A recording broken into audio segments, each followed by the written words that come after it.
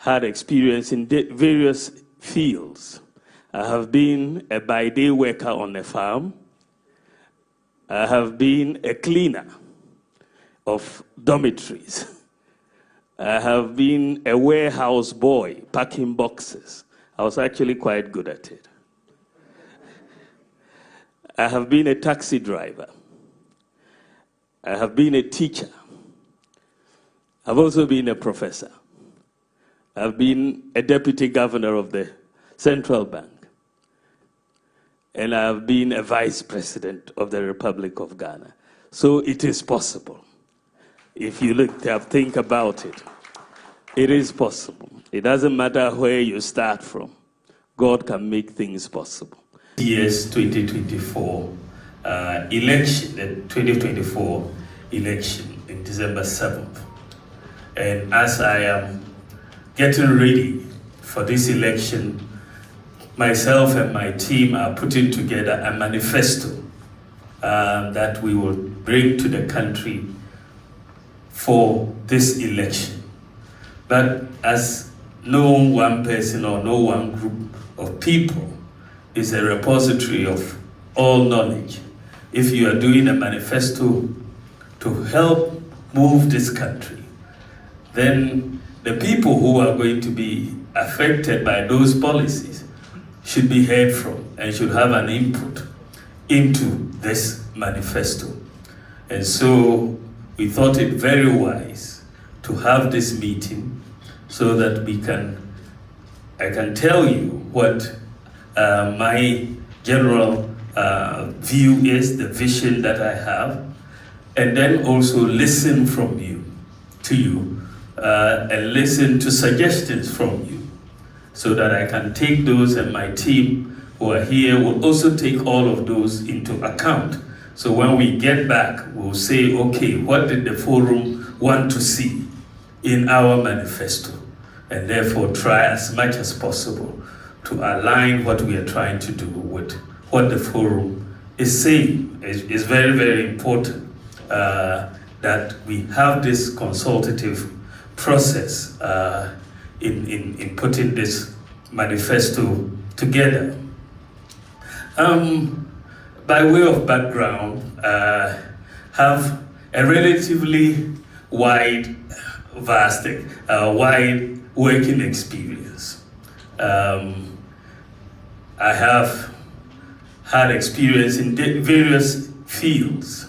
I have been a by-day worker on a farm.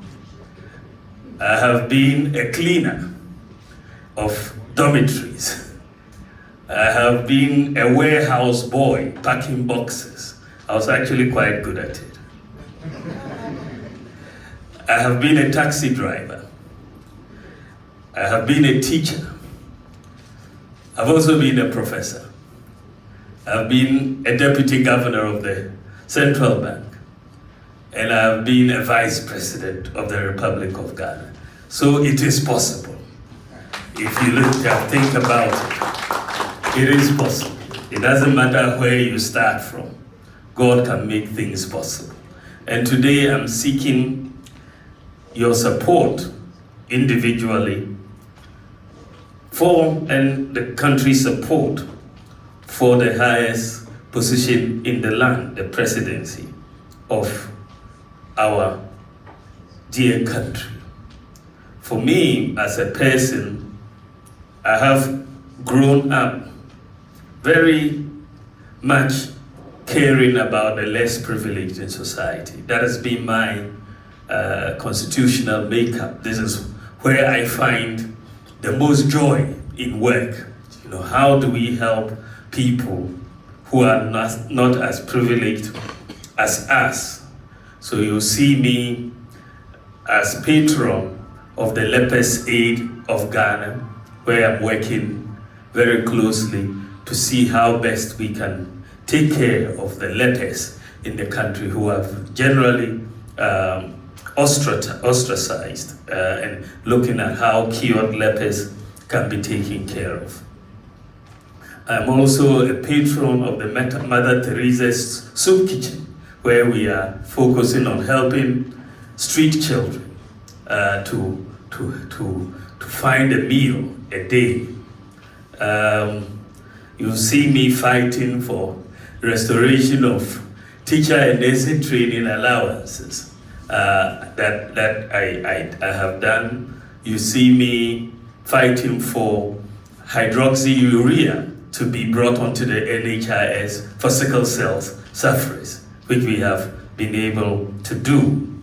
You see me fighting for the rental assistance scheme to help people who cannot pay 2 years rent in advance, or sometimes 3 years rent in advance, with a scheme that pays it for them and they just pay monthly. We've rolled this out and it is helping over 1,000 people so far that we've rolled it out. You see me working to help Kayayi, who will acquire skills and all of that in the process. So the sort of things I get very excited about, for the most part, in the public policy space has been policies that can help lift up people from poverty, people from vulnerability, and so on. I thought that today, coming to talk to you, I should maybe not focus too much on what government has done or what I have done per se. I think I gave a lecture on February the 7th to the country where I stated a lot about the various things that we had done in the area of infrastructure, digitalization, and so on. I think when the discussions come and I have to touch on some of those things, I will. But I think I want to focus more on the way forward. What I would like to do, God willing, if I'm given the mandate to be president of this country. What can we expect from a Bawumia government? And I think that would really inform our discussion. For the most part, and for the forum, I'll be discussing some of the policies I have in mind, but I think that at the end of the day, my outlook is framed around a number of questions that you will be interested in. How do we reduce the cost of living for workers? How do we improve conditions of service of workers? How do we ensure that pensions are adequate for workers? How do we ensure that workers can get access to credit? And so on. So these are some of the questions which, what I will be addressing at the global macro level will have implications for some of these issues that I'm raising. Because at the end of the day, if we have issues that are not resolved at the macro level, they have micro implications. So when I talk about the government and how we reduce the cost of living and create space as far as the fiscal is concerned, is very, very key. One of the things that we have done over the years is that the size of government has grown. Some people say it has grown too large, but it has grown. And government seems to want to do so much in the economic space, build all the roads, build all the hospitals, and everything.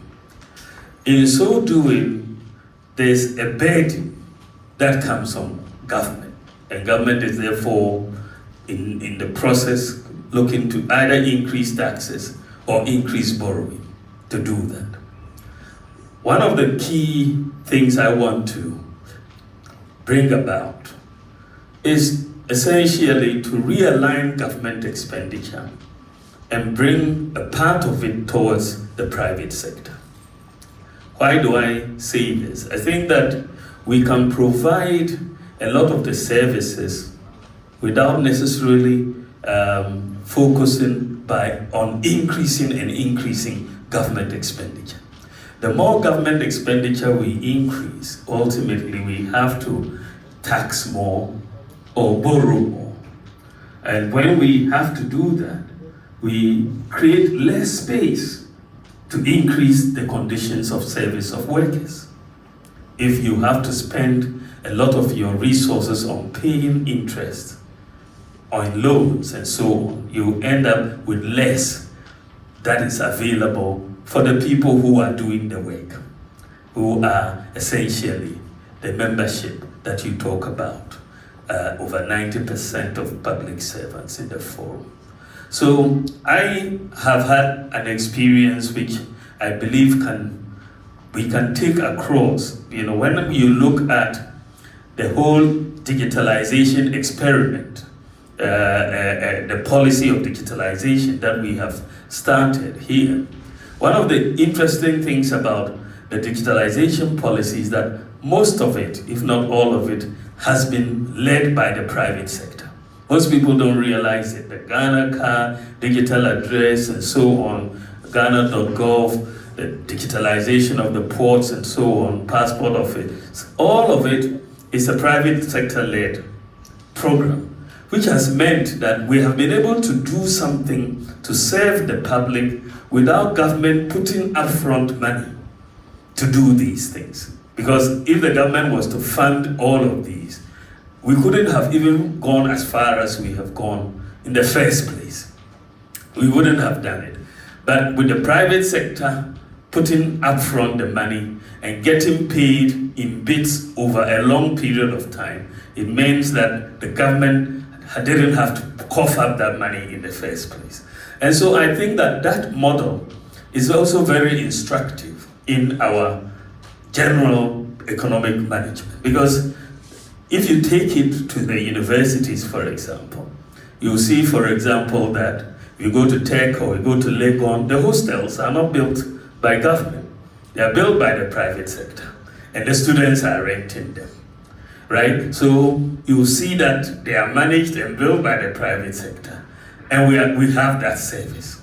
And you will see, therefore, that there's no delay in the completion of hostels, which are being built by the private sector. They build them very quickly because they know they are going to get some revenue coming out of that. And we can apply that philosophy across the whole country, whether you are talking of roads, whether you are talking of classrooms, you're talking of hospitals, you're talking of school buses. Government doesn't have to. Currently, if you're going to buy buses for 700 secondary schools, you have to accumulate all the money for the 700 buses and go and pay for them before you can distribute them. It then takes you a long time. So there are many schools which want buses and don't have buses because government doesn't yet have all the money to go and pay for the buses. So you can say that, well, the private sector give us a lease of 700 buses. They will upfront fund the 700 buses to the schools. Every school will have a bus, and we will pay them monthly or quarterly for the buses, for the use of the buses. And therefore, we don't have to look for that big money to do so. And therefore, the fiscal burden of providing these buses or so on will be much less. It's the same thing that we do with many, many pieces of infrastructure in the schools, for example. We could let the private sector do them, and we pay the private sector over time. And so and when we do that, this fiscal space opens up, and therefore we are able to improve the conditions of service of workers in a better way. But if your space is tight, you are not able to do so. So one of the things that I want us to do in terms of the fiscal space is to really move the burden, shift some of the burden of expenditure to the private sector. And we can provide those services government wants to provide without really putting up a huge expenditure upfront. And I'm looking at, therefore, shifting about 3% of GDP of expenditure from government to the private sector. And that will really open up a lot of space for government in terms of the fiscal space. I also want to make sure that in terms of control of government expenditure, we have an independent fiscal responsibility council to make sure that government expenditure does not exceed 105% of the previous year's tax revenue, so that we maintain a lot of discipline in that sector. So fiscal discipline, along with opening up a lot of expenditure, realigning that expenditure towards the private sector. So that's one major reform that I want to do that will allow government the space to improve conditions of service. And SNIT and its restructuring, the white paper on SNIT saying that we have to restructure SNIT, and then the governance structure. I think I could not disagree with you on this particular issue, because the workers are the owners of the funds, and therefore it's very clear that they must have a say, or even the decisive say on where the funds are put. Round of applause for this. It's not anything that, because many of the workers decide to put their funds in a bad place. It's the workers who are going to suffer, isn't it? So I think we can definitely look at the governance structure.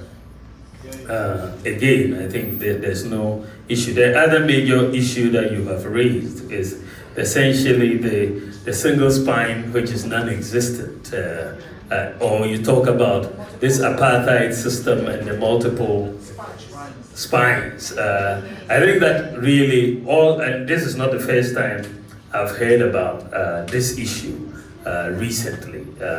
Even today, this morning, I heard about it. So it calls for a serious review of what we have right now. It's clear that what was supposed to be the solution to a problem has not worked out. So I think we all need to sit around the table again and see how best forward to look at these multiple spines and have a system that everybody will see that the differentials are not that big in the system. So I'm open for that discussion for us to take place and re-examine the whole single spine policy.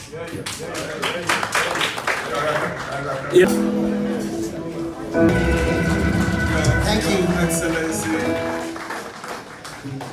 Spine President of Ghana.